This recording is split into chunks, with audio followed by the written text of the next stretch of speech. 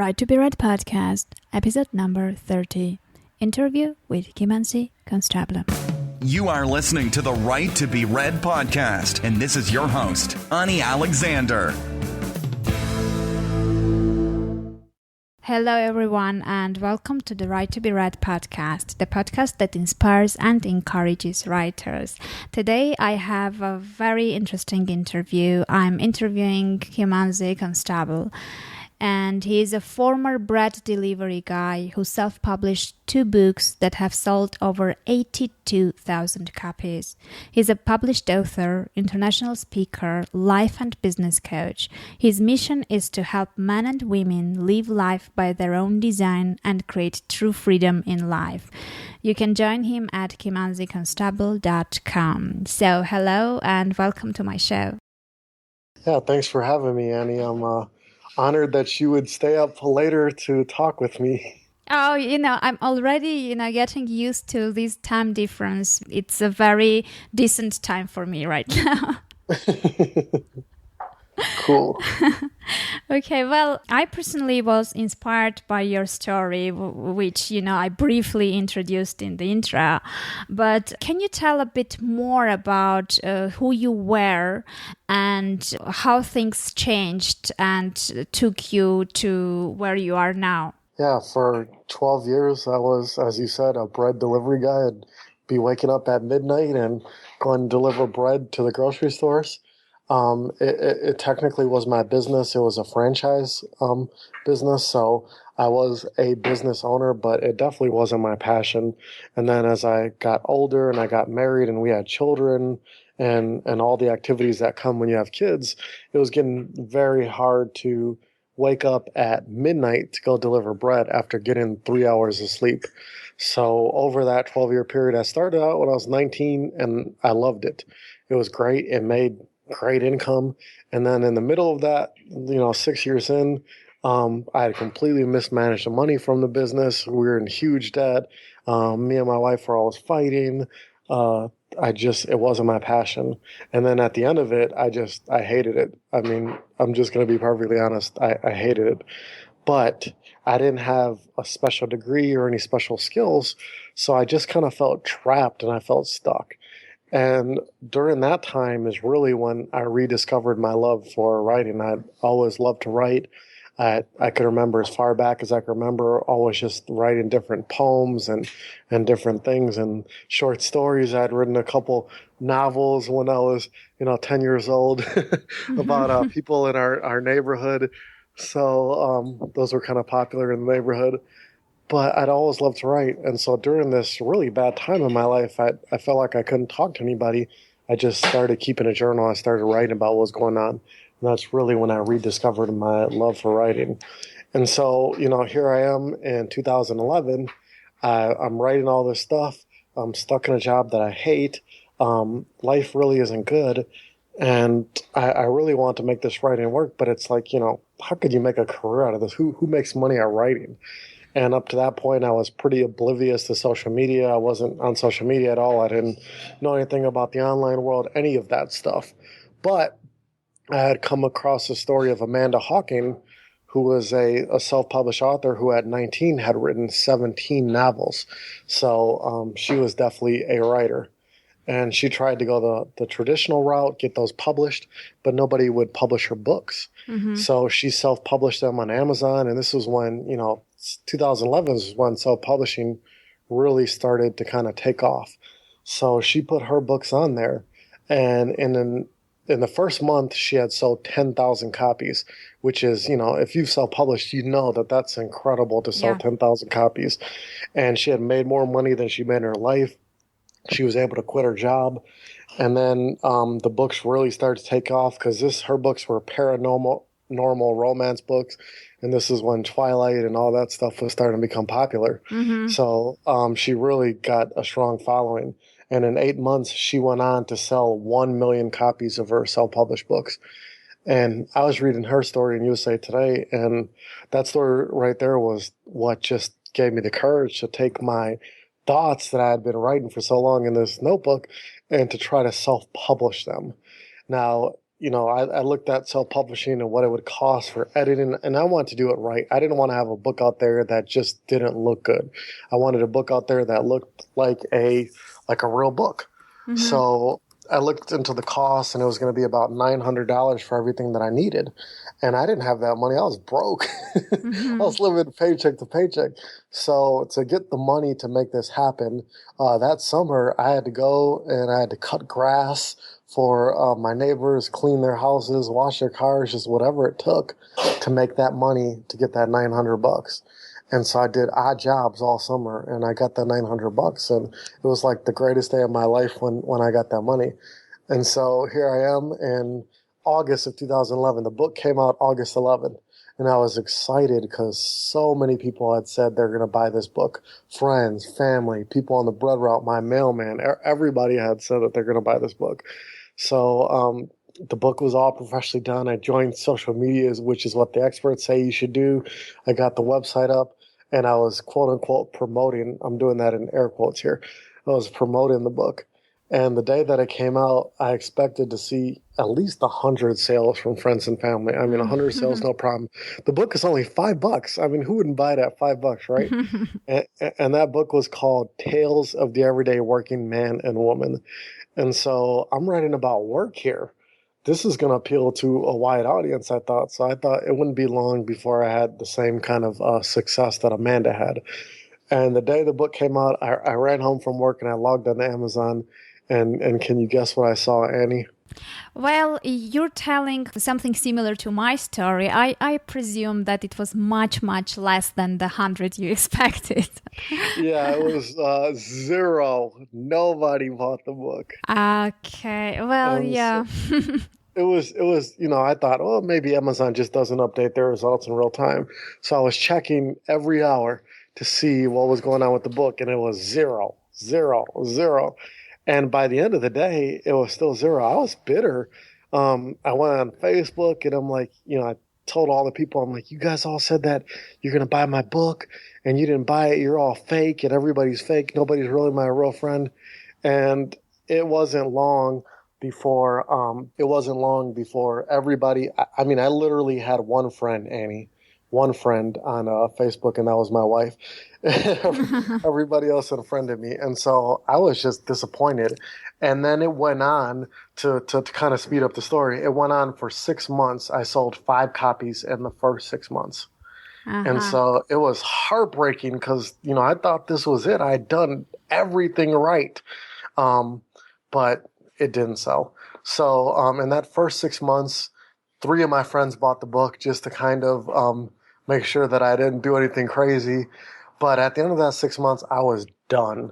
I'm like, you know what? Forget self-publishing. Forget all this internet stuff. I'm just going to deliver bread, and I'm either going to die or I'm going to retire here.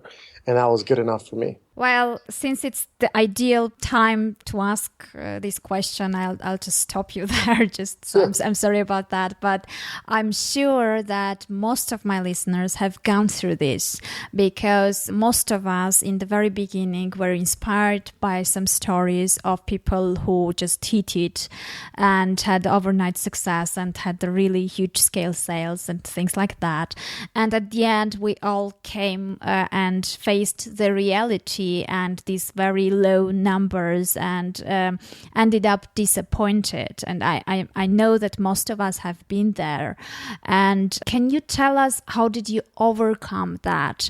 How did you approach that situation? Because the easiest way for many is just to give up, decide that that's it. It's not for me. I couldn't do it, and I'm going back to my comfort zone and continue doing what I was doing before. Yeah, for me, it's really that next part of the story. It was a guy that was reading my blog, and he said that reading my blog, he had been inspired to go quit his job. And I said, hey, man, I don't know whose blog you're reading, but I definitely didn't tell you to quit your job, so don't do that. But I definitely want to help you. So we got on the phone, and we kind of figured out what his dream was. And we put a plan together to get his dream job, and he actually landed that job. And so right there and then, when he landed that job and called me and said, hey, I got my dream job, it was because of you. that's when really things got put into perspective for me. So that's when I really became a writer, when I realized that it wasn't about me, it wasn't about selling books, it wasn't about, my own selfish agenda. It was actually writing to help people that were in the same situation as me. And so from that point, my focus shifted from all about Kimanzi to all about the reader, the person that I'm writing to. I wrote this book for a reason. And it wasn't to show how great I was. It was actually to help people. And so that's really what helped for me when I wanted to quit so bad, was just shifting focus. So what happened with that first book? Was it one of those two that you sold later on in big volumes or not? What happened after that was I figured out that I didn't know anything about marketing a book. So I had to learn how to market a book. And really the biggest thing that I did was I knew that I needed an audience. One thing that I saw was I didn't have any kind of an audience. I had 5 people a day reading my website, which wasn't going to give me any book sales. The best thing that I really did for myself to sell books and as an author was really start to build my audience. And the way that I built my audience and really started getting a lot of book sales was just simply through guest posting. So I started writing articles for people that had larger sites than my own. And the very first big guest post that I had was for Michael Hyatt, who is the former CEO of Thomas Nelson, one of the largest book publishing companies in the world. And the day that the guest post went live on his blog, I ended up having 20,000 visitors on that first day. Wow. Just that first day alone. So to go from no audience to 20,000 people, 6,000 email subscribers, in a short period of time, I definitely started selling some books. And then from there, I went on to write for guys like Jeff Goins, Dan Miller, John Acuff. And there was probably like 40 other people that I had that year in 2012 that I had written articles for. So that year, I had 500,000 visitors to my website. So to go from 5 people a day to 500,000 visitors, you're going to start to sell some books. And so that's really what jump-started the book sales. And then from that point, it was just getting more focused and more strategic with strategies. Like, when my second book came out, I actually launched it. Like I had an official book launch where I had a launch team and everything like that. And so the book got a lot of exposure in a lot of different places. And then, it was really over just a 3-year period that those books just started to build a following and people shared and my audience grew. And people bought more books, and it just added up over time. Okay, I see. And how did you landed your very first guest post? How did you approach this kind of popular person so he responded to you? Did you have like a special, a very intriguing special kind of email you sent him? Or, how did you make the first step? Well, back then, I'm just going to say it was just luck. Because knowing what I know now, yeah, it had to have been luck back then. It was just, I back then, guys like Michael Hyatt were a little bit more accessible in 2012. Now his audience is huge. So, if you send him an email, chances are you're probably not going to talk to him. But back then, you could.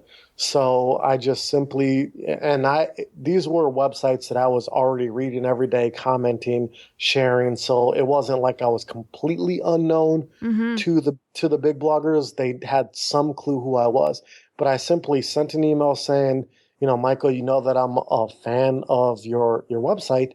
I wrote something that I think would be a great guest post. I put it in the body of this email. And I wrote the post, something specific for his audience, something in the voice and the tone that he likes to write in. And I put that in the email. And I just figured that if anything, the content would speak for itself.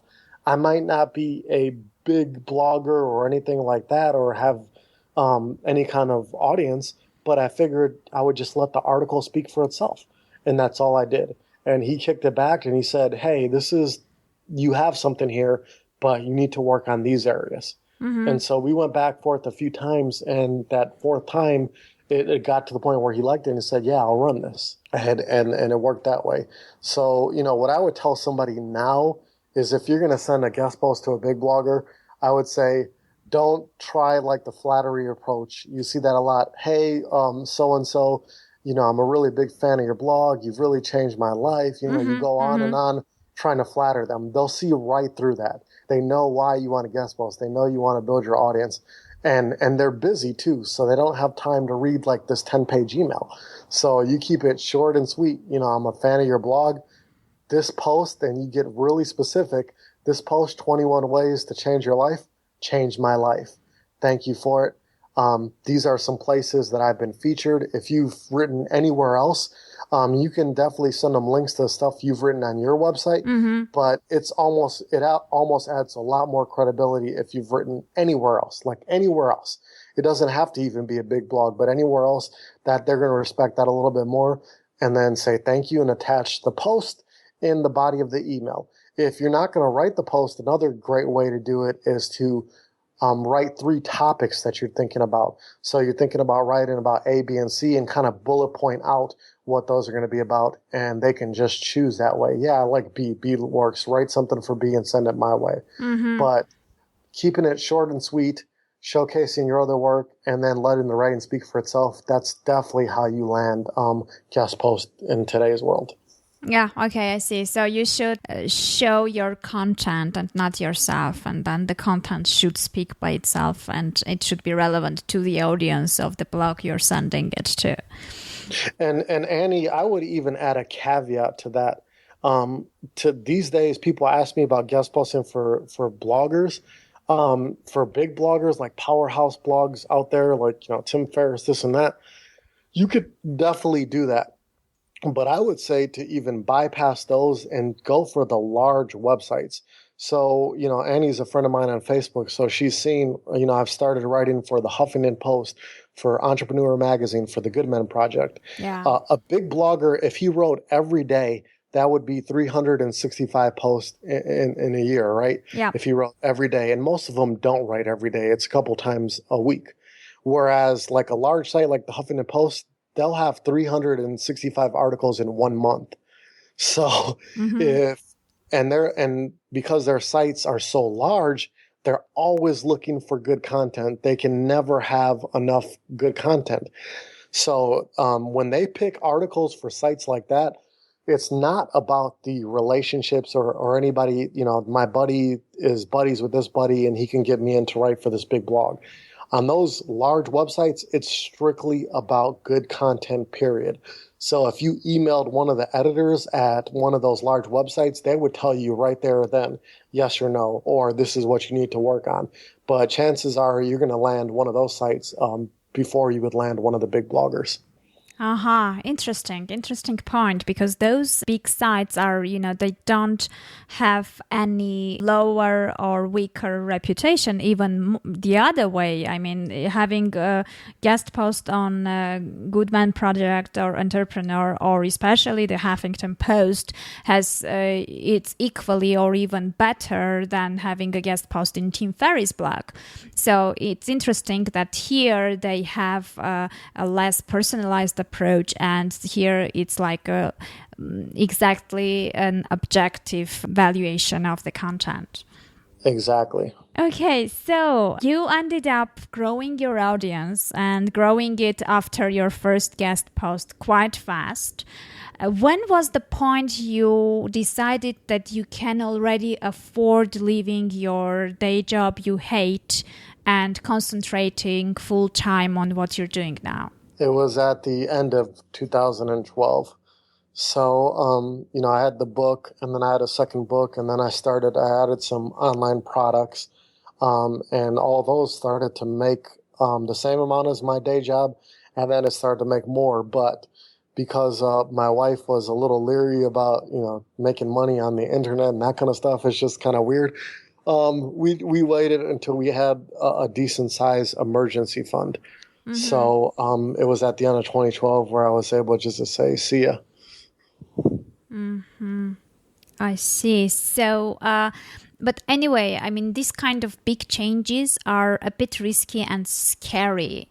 So was it difficult for you to go ahead and make this change, or you were waiting for it eagerly and it was just, you couldn't wait to just, leave the job and start your new life? I think it's a little bit of all of that. It's still kind of scary to this day because I've been self-employed since I was 19, so I understand self-employment, but the income is sporadic at times. You have a good month and you're eating steak I'm a vegetarian, so you're eating tofu. And then you have a bad month and, you're eating crackers. But I think the things that kind of help your fears is having that large emergency fund, and something to fall back on, having a good plan. I mean, if you're trying to do this and you don't have a plan for how you're going to sustain or grow your business, this is definitely not something that you should jump into. But I think between the emergency fund and the plan, and then the hustle. So you're out here, you're on your own, you have all this time now, you need to do whatever you got to do to grow. So I'm writing in as many places as I can, still trying to grow my audience to this day. And then I'm trying to be there for my audience, helping them with some of the things that they're going through and struggling with, kind of like how you're doing here with this podcast. I see. So how do you stay productive? Because, you're writing so many guest posts. You're also writing for your blog, and you're writing books parallel to all that. So what do you have any specific writing routine? I mean, living in Hawaii, it's a distraction by itself, So how do you stay so productive? Yeah, I'm a mile from the ocean. I can see it from my house. So you're right. It is very distracting. But for me, the first month was horrible. And so I learned a lesson that first month because I would write for 10 minutes or do what I got to do for 10 minutes, and then I'd watch TV all day. So I definitely learned the hard way when the income started going down. But for me, I like to use Tuesday, Wednesday, and Thursday, like the middle of my week, I like to use as time to do meetings and interviews and coaching and stuff like that. Monday and Friday are the days I really like to write. I mean, I write a little bit every day, but it's Monday and Friday that I really like to write. So those days, I do a lot of batching. So when it comes to my website, I write 8 posts a month. I'll write all those in just one sitting. I'll sit there and I'll write those. And I find that way, if I'm writing about a certain theme, it will just flow a lot better. So if I'm writing about a subject for the month, by batching it, it just flows so much better. And then when it comes to the other writing, like writing articles for all these magazines, I'll write those on a Friday. I'll sit there and I'll write all the articles for that week on Friday. And then during the week, like about a half an hour every night, I'll spend writing my third book. So half an hour to hour just every day writing my third book. But I've definitely found the biggest thing that has helped has been batching. I see. So it's you write for the whole month, and you know that your blog is secured for the month in terms of content. That's great. Do you accept guest posts as well, or it's only you who's writing for your website? Yeah, I do accept guest posts. Yeah, you'll see guest posts time to time there. And now, even more since I've started writing for other places, people have definitely been sending them in. Okay, I see. And what inspires you most? I mean, you get inspiration from different places, I presume, because, if you're sitting to write and it flows, it means that, you get inspired from somewhere. And which are your sources of inspiration? Well, definitely podcasts. I have a ton of podcasts on my phone and I run a lot. So when I'm running, I definitely love to listen to podcasts. It's music. I'm a big fan of music. I always have music on when I write. So that's definitely inspiring. More than anything though, the one thing that always drives me is, my father died in 2012 and he died at 54 suddenly. And we didn't know that anything was wrong with him. He died suddenly. And right before his death, every conversation we had, like the last 5 conversations, he had talked about all the things that he wanted to do in life and the things that he regretted not doing. And he said, take it from me, son, don't come to the end of your life with regret in your heart. He's like, all those dreams, all those desires, everything that you want to do, he's like, just go for them. You can get over not having all the stuff. Having stuff is great, but you're not going to remember the stuff and you're not going to take it with you. What you are going to remember is those experiences. So he said, choose experiences over stuff. And so for me, the thing that drives me is I don't want to live a life of regret. And I have so many messages that I want to share with the world, especially the fact that you can do this. Like for authors, you can do this. You can self-publish and you can sell books and you can build it to where it supports your family. But more than that, what does that create as a result? It creates freedom, like real freedom, where you can spend your time doing what's important to you, not your time being 40 hours at a job that you hate. And so that's what really drives me is just showing people that it is possible, that you can do this. Mm-hmm. Yeah, it is possible, and but at the same time, I think that the message should be given also, and I'm sure you do that it's also a hard work. So without work, nothing is gonna happen, because many have so many unrealistic expectations. They think that just by writing the book and putting it out there will secure them this freedom which we are talking about. But it's a daily hard work, and it takes time. It doesn't happen overnight.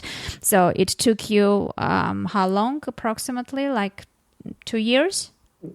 2.5 years. Yeah, it is hard work. And I think as authors and just people that are frustrated, we're always looking for that magic bullet or that silver bullet or that one thing. I always get that question. People email me, what's the one thing that I can do? Well, it's not one thing. Yeah.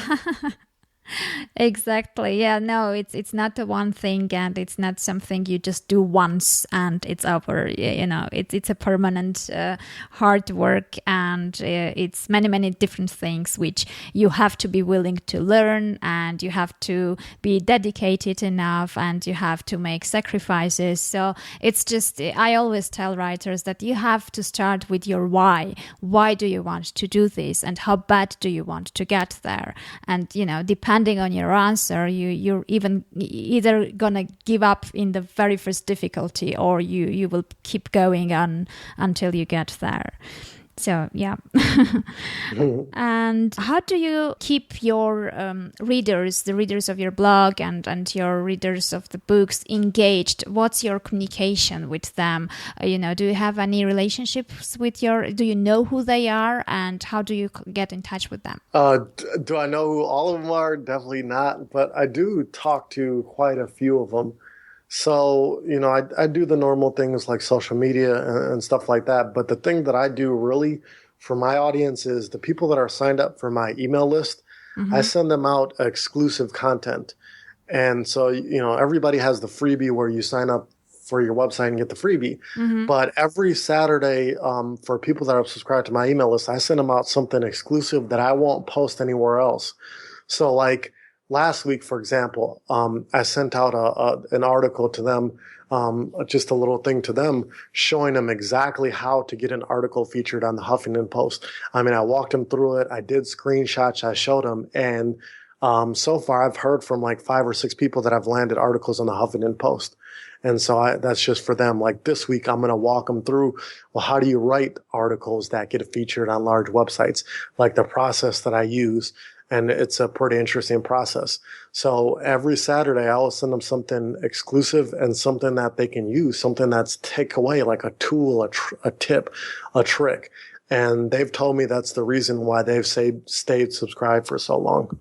Yeah, that's a very unique and good approach, I think, because very often, I personally get disappointed from and don't really subscribe so often to email lists, because I end up getting different sales pitches at the end, which is not what I needed at that point. It's not the reason I subscribed. So at the end, you end up unsubscribing, and the result is the same. You lose the subscriber whom you gained just for a very short period of time until your first or second email of, either asking for a favor or sending out the sales pitch.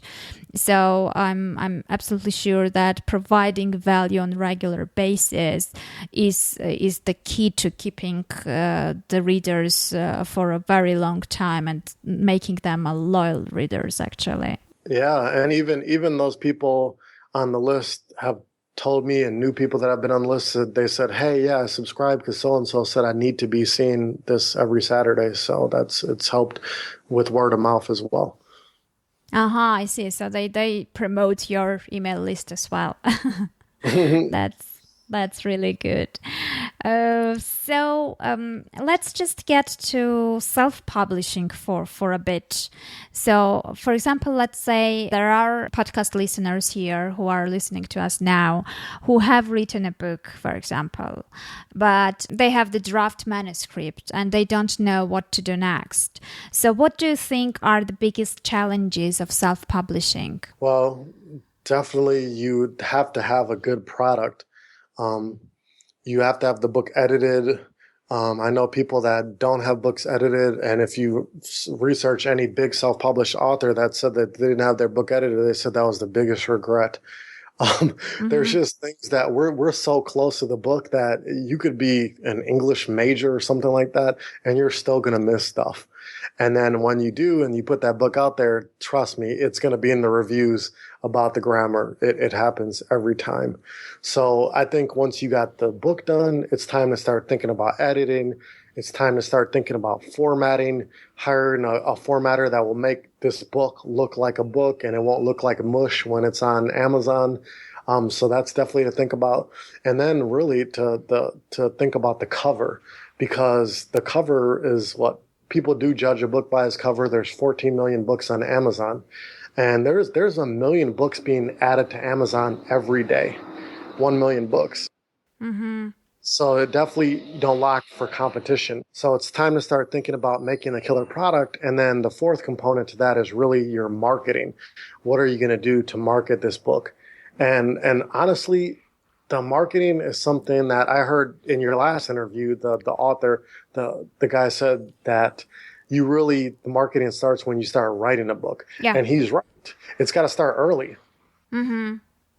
Yeah, because you kind of use that period while writing, doing some things and preparing the ground, so you don't have to do it from zero. And I don't know, I mean, there is a perception that, the writers are supposed only to write, but this privilege have only the most famous writers who have big publishers behind, who are willing to spend a lot of money on marketing. Because if you're not a big writer, even big publishers won't really do much marketing for you, actually.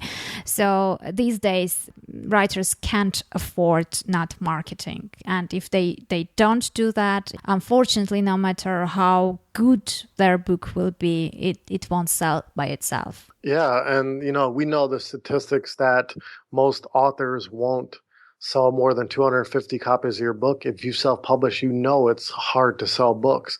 But, there's little things you can do, to having a good book launch, forming the launch team, getting reviews of your book, different book clubs that you can join. There's a lot of little things that you could do that really help you get above that 250 pretty easily.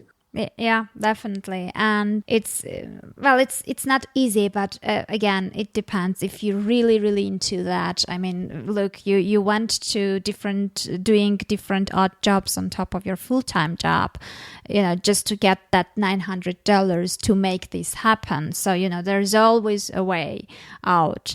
And talking about that $900, what do you think is the approximate estimate of how much an author should spend on the things you mentioned, like the cover editing and formatting and things like that? What do you think is the minimum that the author should be spending on a book to make it decent and marketable? I definitely think that 900 range is probably pretty good. I do realize that since I self-publish, there's different avenues have come up, like Fiverr, for example. I know you can go get a cover and you could even get your book formatted on Fiverr for like $5. And I've seen people that have done it, and the books aren't that bad. But I'm of the belief if you're going to do it, you might as well do it right. When I hired a company called 52 Novels to format. I got that company as a recommendation from Barry Eisler, who is a New York Times bestselling author, and he's huge in the self-publishing world. So I went to the guys that he used, and they did a fantastic job for about 300 bucks. And my first book was 30,000 words. It was about $300 to format it. And then there was no pictures. And then for the editing is probably the most expensive thing, but it's one of those things that you kind of need. And I spent $400 to get the book edited. Again, 30,000 words. So, but everybody that's read it has had no complaints about the grammar. It made me, who is not good at grammar, it actually made me sound smart, which was nice. Because I'm a great, I love to write, but grammar is definitely not my thing, and I'm not even going to pretend like it is. And then the cover was a couple $100, but I love the cover that was designed, and it was the guy that designed my website, and I think he just did a great job. Okay, I see. Well, really, really interesting story, really inspiring one. And I'm sure that many, after our interview, already won't have unrealistic expectations, first of all. And second, we'll really see a real life example of a person who succeeded against the odds and who succeeded by himself, even, being being on a full-time job and not having, plenty of free time to write, but still even he could do that. So what would be your last advice to our listeners who are either writing a book or will be writing a book soon? Well, I'm going to cheat and give you two. One is just be patient. As Annie said throughout the whole episode, it just takes time. It takes time, and it's hard, and it's we're talking about something that happened over 3 years. We're talking about here in this interview, in 40 minutes. So it seems like it happened overnight, but it wasn't. It was over 3 years of nights. So it takes time, and just be patient.